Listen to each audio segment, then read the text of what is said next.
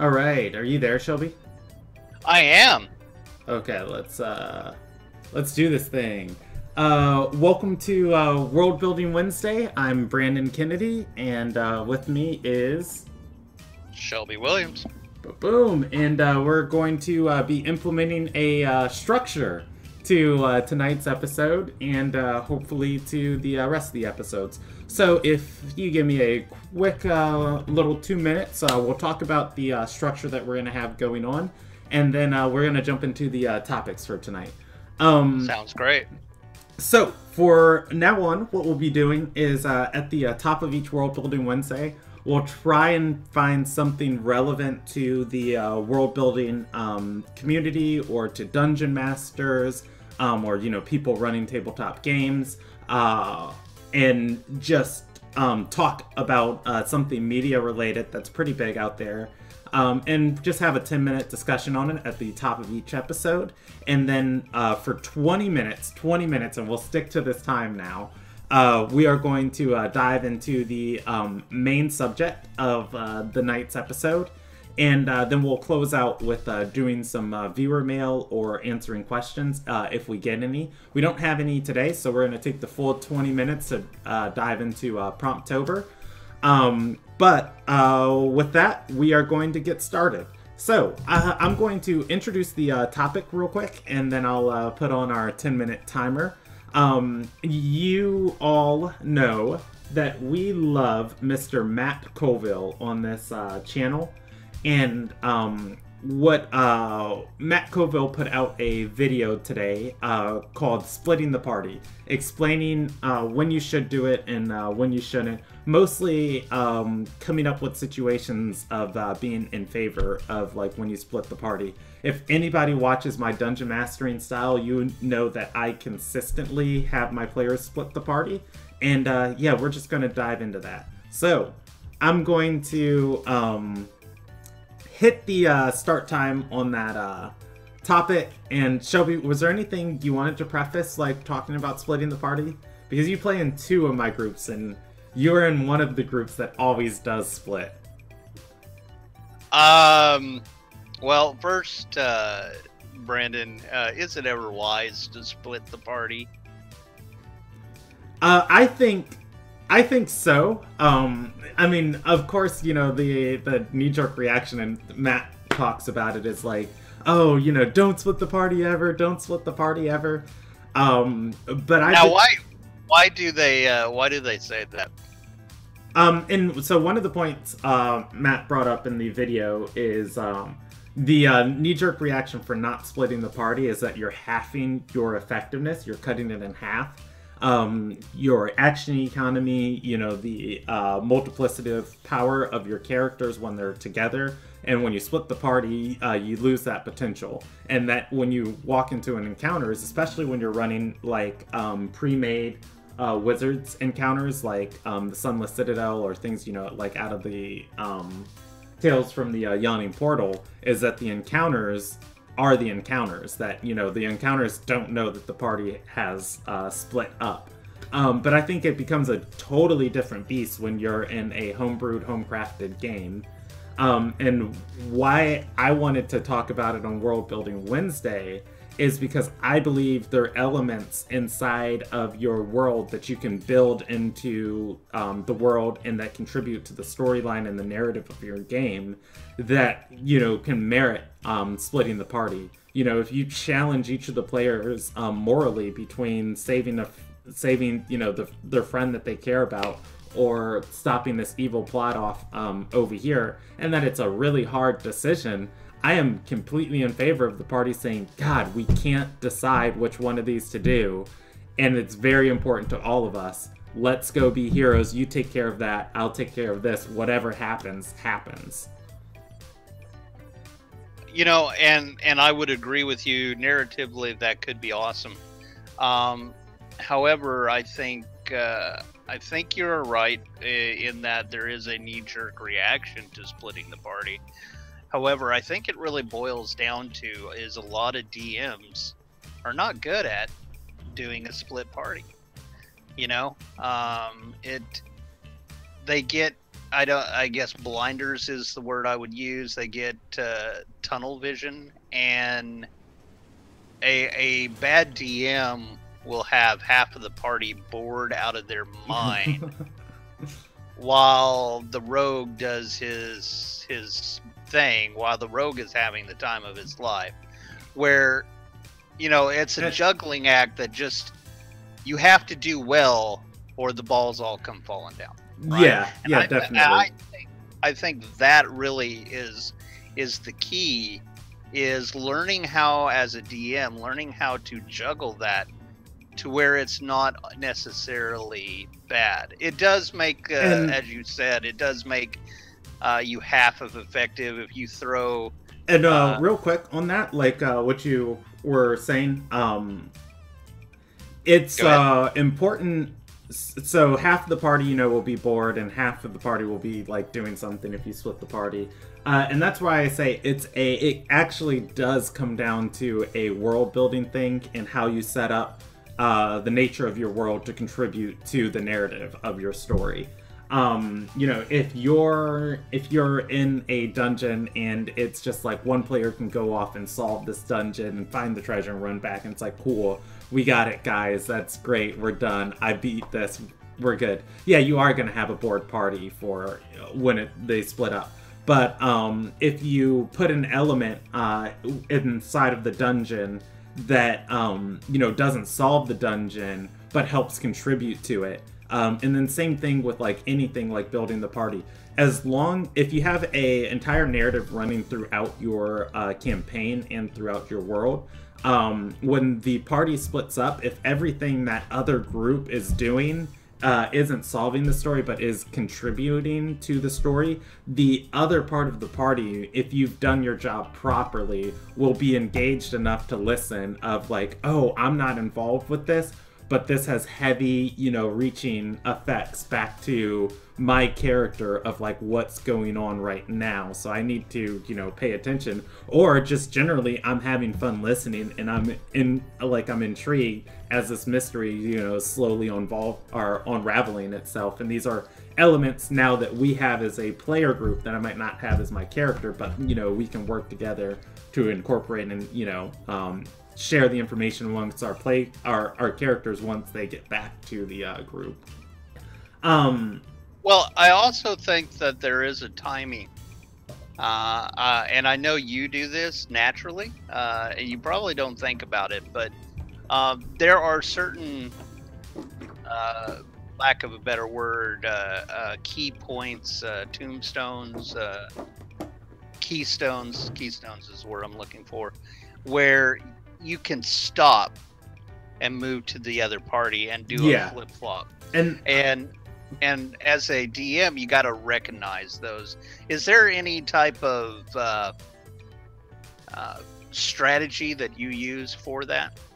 And so, once again, one of the reasons why I love bringing up Colville is because he does such a good job of like going over these topics. I highly suggest, if you have the time, watch the video. And he talks about when the party is split, narratively building tension and building up to a climax, and almost, leaving off each group on a cliffhanger. Like, oh, you turn the corner, you see this. Before you get to respond to that, we're going to jump over to the other group. And now everybody in this group has been engaged, they've been fulfilled, their mind is rolling like, what was that? Who was that person around the corner? And they're on the edge of their seat and they're ready to get back to it. And they're attentive because they're, waiting their chance to get back as you're building up the tension with the second group, who hopefully was engaged because that other part of the group was like so thrilling. So I would say you hit it on the head when you say look for the keystones. Tombstones, that's a weird word for it.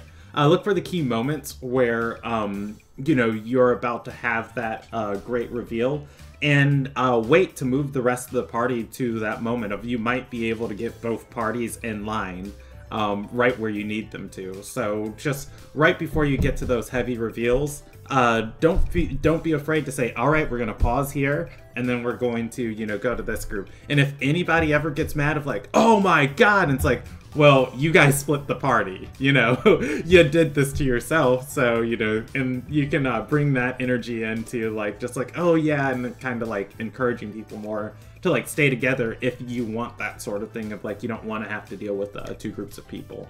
So, we're at 8 minutes, so real quick, Shelby, 1 minute. If you can think of an example where splitting the party went well or splitting the party went poorly for you and share it, and then I'll take the last minute and do one for me. Yeah, Group F split the party quite well, where my character Nyoka decided that we were going to scout out the location way before the meeting time, a day, 2 days before, so we could get a lay of the land. And just by doing that, the other group went and did their own thing. And just by doing that lay of the land, it had such a benefit to us in when the crap really went down, that it allowed my character to know that there was a back way out of that location, because I scouted it, right? And I probably could have done it during the time on there, but it wasn't quite the same. I wanted to do it before there was actually danger, right? Before there was we were actually going to trip guards and things like that. So it wasn't such spontaneous, and I think that's when splitting the party really helped me. Okay, so I'm gonna try and burn these last 20 seconds. For me, a good example, I had a dungeon master who set up a city siege for us, and our characters all lived in this city. And each one of us had an element of our backstory placed within the city in different districts. And he sieged each part of the city with a different mini-boss and told the party to choose which one they wanted to respond to. And we couldn't choose, like, in character. Everything was so important to our characters that we split up. And it was probably the worst moment to decide to split the party. And each one of us went in a different direction in the city. And about 3 lucky crits throughout that encounter. Our bard rolling 2 crits on his own and accidentally 2-shotting a mini-boss, cascading into him helping another character. That character rolling 1 critical strike, and then them killing a mini-boss in 3 turns, and then booking it to the other side of the town, tackling another mini-boss all together with the rogue, killing that mini-boss barely by the skin of our teeth, and then the whole party coming together to fight the final one, and just getting out of that encounter, only losing a few important NPCs, just a few, but yeah, and for that, I feel like there are moments that it's when it contributes to the story that it's great to go ahead and say, my character would go for this, we're splitting the party. So that's gonna be the end of that segment. We went over by a minute, which, you know, we were talking about, we're doing these little bingo cards in our other groups of, like, what would our, you know, what can you expect from, like, when you're watching our streams? And if we were doing a World Building Wednesday bingo card, one of our bingos would be Brandon and Shelby go over their time. It's gonna be a consistent thing, but we're gonna nip it in the butt. All right, so. Yeah, I'll definitely watch the video. You can search it, you know, Matt Colville, Splitting the Party. It's pretty insightful. So what we are doing now is we were browsing the world building subreddit earlier, and we saw this thing called Promptober. And what Promptober is it has several different prompts. Well, it has 31 prompts on it, actually, for the whole month of October. And basically, it's a prompt that is trying to get you to draw a little bit for your world. And if you're not drawing for, or rather, if you're not building on your world, in order to, like, fill out this Promptober, you know, you'd have to have these elements filled out. So it encourages you to world build too. So make this part for your world and then draw it out. I have Illustrator open, and if we have time between the discussion, I might go and draw some of the things we talk about. But what we wanted to do was we were going to tackle a whole week of Promptober, since we do these streams once a week. We were going to do Monday, Tuesday, Wednesday, Thursday, Friday, Saturday of how we would build these elements into our world. And then, you know, just how we would build the elements into the world, just to give the people who don't have them built like a pathway of like, oh, if you want to participate in Promptober, you don't have to rack your brain for hours on just like, how do I come up with an interesting death ritual for my world? And hopefully we can come away with like a quick 1, 2, 3 step for each of these. So we're going to rapid fire them, and we're going to build the things that Promptober is telling you to draw about, and just talk about them for a little bit. So we're going to spend 20 minutes on this. We've got 6 to go through. So let me math that out real quick. Because isn't that everybody's favorite part of YouTube videos, is watching math? Okay, so it's about 3 minutes on each topic. So yeah, let's dive into this. So I'll link this in the description of the video. But, you know, I'll have it up on the screen too. I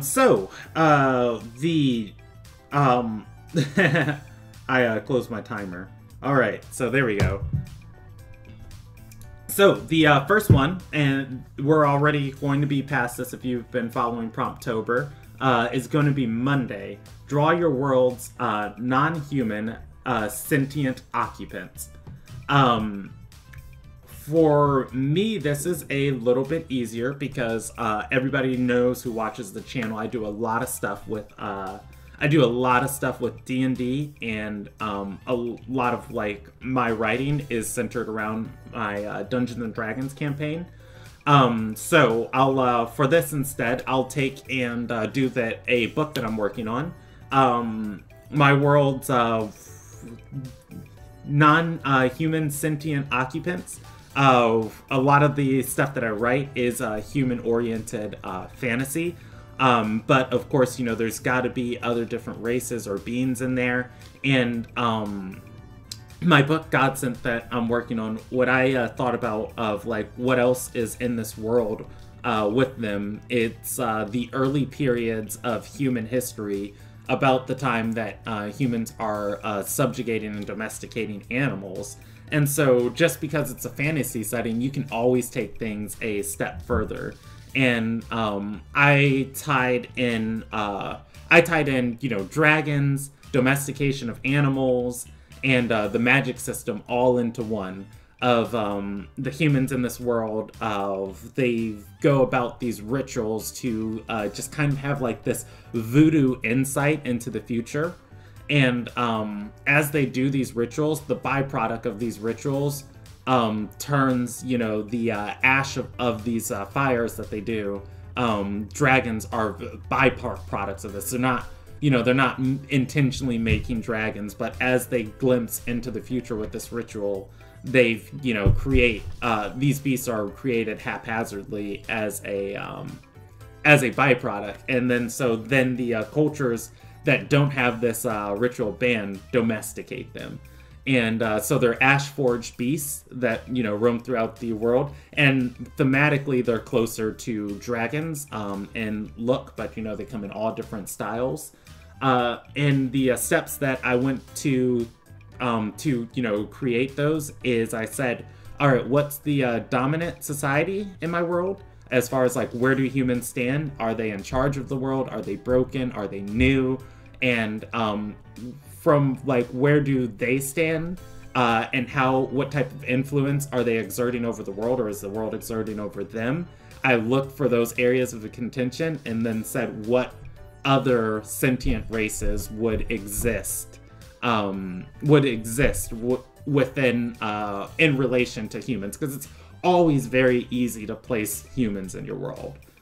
And so, yeah, so in relation to where humans are, what other races can spawn and be created around that. And then how do they fit with the structure that you've already put in place in your world. So the ash forging beasts, like how they fit into the world, how they got there, is they are a result of this magical ritual. Shelby, did you want to comment on this one, or did you want to take care of the next one? Because I just talked all of our 3 minutes for that one.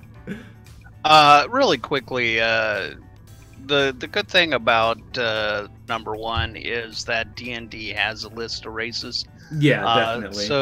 So you could actually skip that part. If you do create some, I try to go on the rule of cool. Whatever sounds cool, do it. Boom. If it's a cool idea, do it. Yeah, let's talk about the second one, which is magic usage in the world. There are a lot of videos on creating your own in-depth magical. What's the word I'm looking for? Magic system. The magic system that you can use. Yeah, the rules of the magic. To be honest with you, I think it tends to also be under the rule of cool. Go with what kind of sounds interesting and neat. Borrow heavily from other systems that you think is interesting, like the Mistborn series has an interesting magic system. Oh yeah, definitely. Brandon Sanderson has a whole set of rules relating to magic. It's the 3 laws of magic systems, I think he calls it, or the Sanderson's 3 laws of magic. Definitely look those up. Sanderson's 3 laws of magic. Those can help. And on what you just said, we've got a video on the channel, 5 world building tips you need to consider. Number 3 was don't be afraid of your inspiration. If you think of a magic system that's cool, it's not the most awful thing to be inspired by somebody else's work. So really ask yourself, when you are inspired by something, what about that resonates with you? What elements of it are really cool? And then how can you look to replicate elements of that in your own flavor of storytelling, your own flavor of world building, your own flavor of what you bring to the table? I kind of took a little bit of that from you, Shelby, so you got 30 more seconds on this one.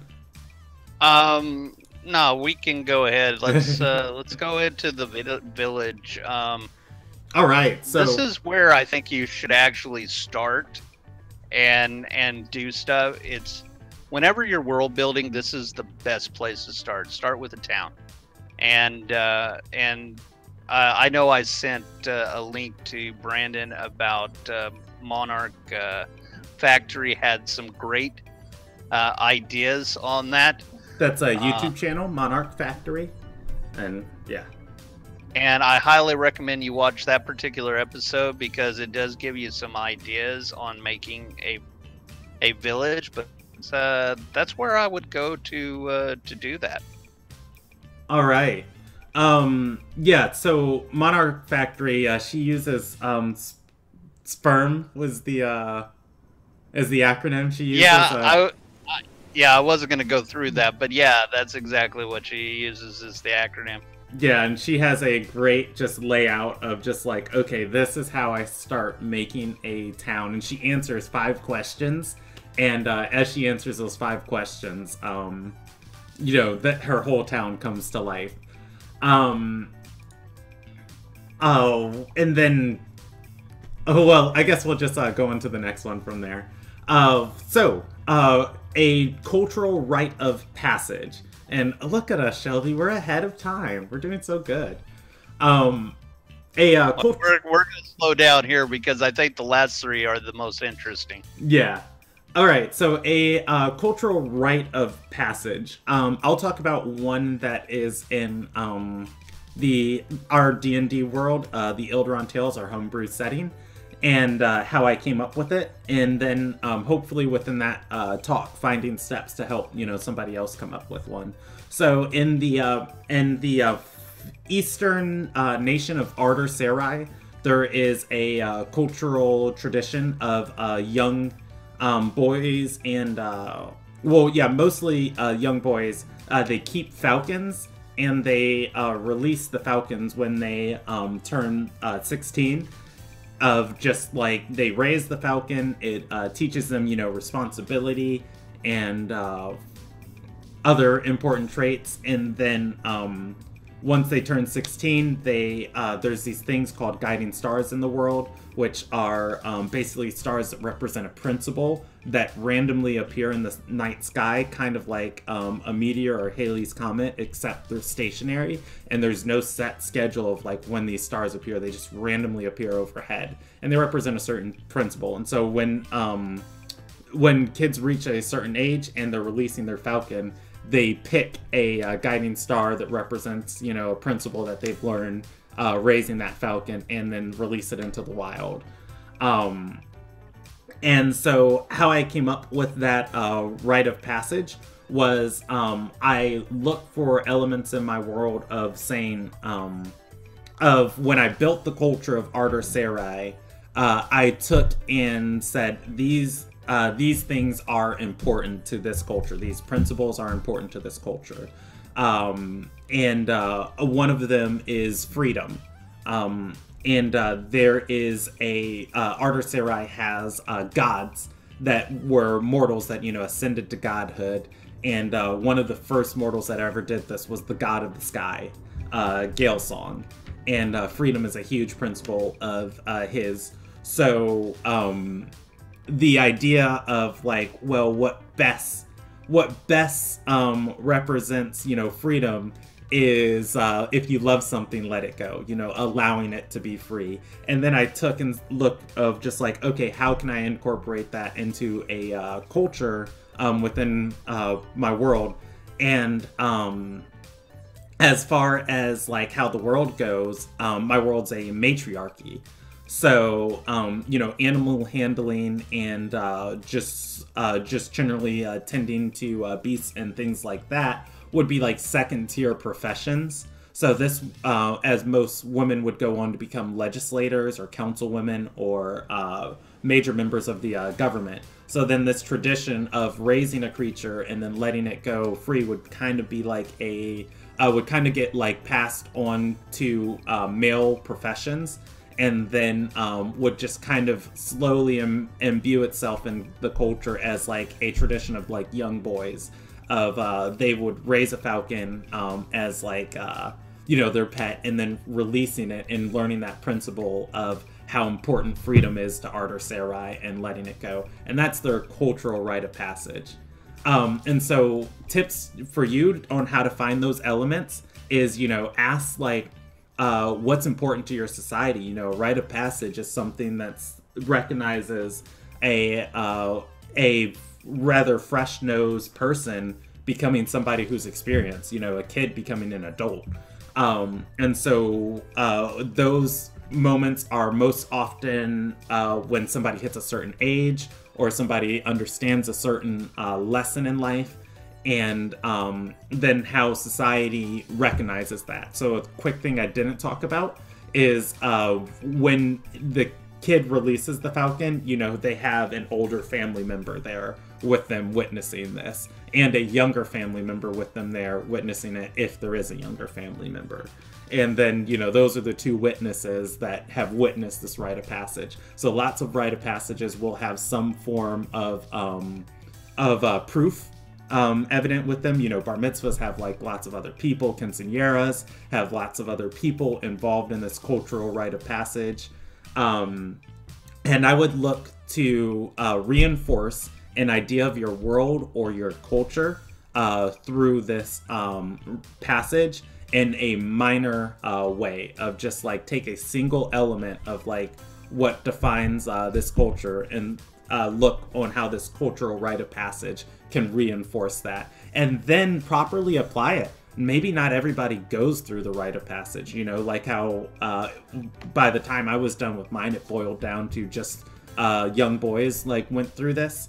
And then that could have interesting elements of, you know, maybe there are girls who love playing with animals and, you know, falconeering, and, you know, girls would want to do this too, but it it would just kind of be like, oh look, you know, oh she's got a falcon over there, da da da da da, and it could be a cool moment of character for, you know, introducing anything into your world.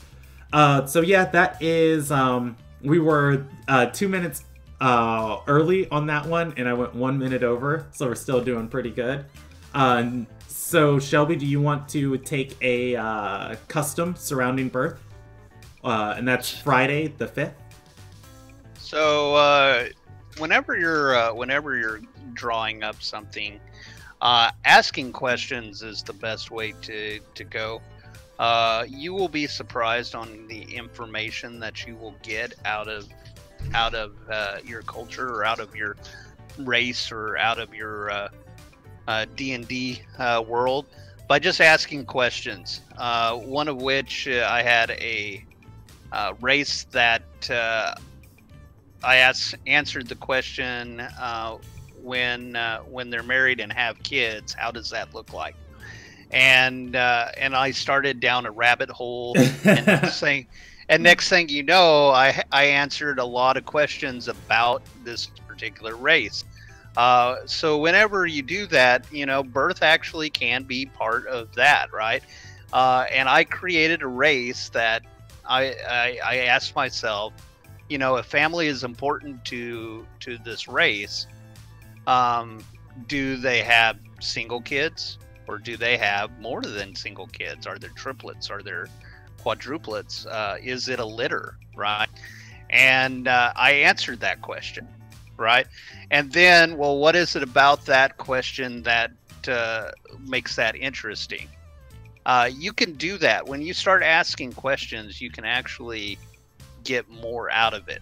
So drawing something around birth, ask it what is important about that birth. In one of my races, the race is called Boz, and birth is important to them. In fact, the order of birth is very important to them. They think the number 3 is very lucky. And the reason they think the number 3 is very lucky, because normally in a litter, there's at least 3 kids, right? And so 3 is very important. So if there's more than 3, like say you're number 4, 4 is actually very unlucky. If you're the 4th born, you're kind of screwed, because you know, they have positions for the 3 but not for the 4th person, because normally the litter is at least 3 you got kids. 1 minute. So long story short, ask questions and you can come up with some interesting things. All right, Brandon, take us home with I'll leave you that minute. Take us home with drawing a custom surrounding death. 4 minutes, okay. I shouldn't need all 4 minutes for this, but draw a custom surrounding death. So a death custom, and this one I will go back to the Ilderon Tales, just because it's always on my mind. And a culture that immediately comes to mind is the Darken Vale. The Darken Vale is a nation on the far side of the world. They're on the other side of a desert. They're cut off from everybody, and it's this race of basically half undead people. They're all undead, and they don't have souls, but they still have some form of their humanity left, and they're all sentient. And they've been hunted and persecuted across all of history and all of their history. And they've been hunted to, you know, this far edge of the world, and they exist in this land where nobody else can really survive anymore. And so that's it's kind of like their safety net. And there's this huge mountain that kind of goes over their city and curves like a sand dune, just kind of hugging the city and shielding it from the rest of the desert. And they built their civilization on top of the ruins of another empire, on the top of the ruins of the capital of a dead empire. And there is this huge crypt underneath of, you know, where ancient kings and all these people were buried. And so as undead people, you know, when somebody amongst their culture dies, they allow them to enter, you know, the eternal rest. But that body can always be reanimated because, you know, they're undead. And so their death custom they take, whenever somebody dies, they take them to this tomb of kings, and they place the body in there, and they place it under there specifically for the purpose, if it's ever needed to be called upon again to fight for the undead empress, who has now, you know, claimed this area. She has a whole thousands of years of dead bodies underneath her crypt that she can animate, and it kind of wards people off from like attacking her. They know she has this potential army waiting underneath her city, and so, you know, people go into the long rests, and their bodies wait there until they're ever called again. And so how I came up with that was I looked at where my culture was placed, and then the ideologies that are important to these people. So these people are constantly hunted. Even though death, they've already died, and there are, you know, cultures of people across the world hunting them and trying to end their existence. Like, they exist now in an undead state, so they're constantly being hunted. So that element of, you know, death not being the end, them being hunted, and then them being potentially raised again to defend their culture, all wove together to give the death custom that I call the march. It's the Millen March of your march towards the other side, because they can't reach. They don't have a soul, and they don't go to heaven or anything like that. And so I found those elements through just really sitting down and once again hitting on the things before, of talking about the importance of like what this culture needs, what makes up their history, and just finding the good story moments of how can it intertwine and contribute to the rest of my world. And so then how that death culture, I'm sorry if you just saw me like flex, I almost dropped something. How that death culture then links back and contributes to the whole narrative of the world. And anytime you world build, you know, you want to ask yourself, like, how does this link to your story? You know, it's great to insert something just cool into your world, but then if you can tie it back to the whole meta narrative and the whole theme of your world, then it's going to become that much more powerful. So, you can, there are two ways you can go about this. You can just drop a pin and say, like, oh, hey, this is a cool thing. And then ask, like, how does it link to your story? And then find a way to link it back to your story. Or you can look at the parts of your story that are already existing and say, where do these intersect? And then find your cool death custom there. So, real quick, you know, your world's non-human sentient occupants. We talked about that earlier, and looking to do that, you know, place where your humans are at in your world, and then look at how your humans influence other cultures, or other cultures influence your humans, and then you can find your non-human sentient occupants. The magic, drawing an example of your magic usage. If you don't have a magic, and all of these, you know, are just like the things that you can, we're building the things so you can go and draw how they look. So we're just like helping you learn how to build these things. An example of a magic usage in your world, definitely go look up Brandon Sanderson's laws regarding magic rules, and you can find like some great things there, and just like conceptualizing a magic system. Drawing a small village in your world. Monarch Factory has a great video of this, making a village with Monarch's Factory on YouTube. A cultural rite of passage. Look for where, and I guess these kind of, the custom and the cultural rite of passage are both going to be like along the same lines. Take a culture of people and look for what elements are important to that culture of people, and then understand how that society might acknowledge that these people now fulfill those elements of the culture, and how could you display that, and look for those strings that make it very specific. The more specific you get, the more authentic these customs and cultures are going to feel to each group of people. Customs surrounding birth. Ask questions.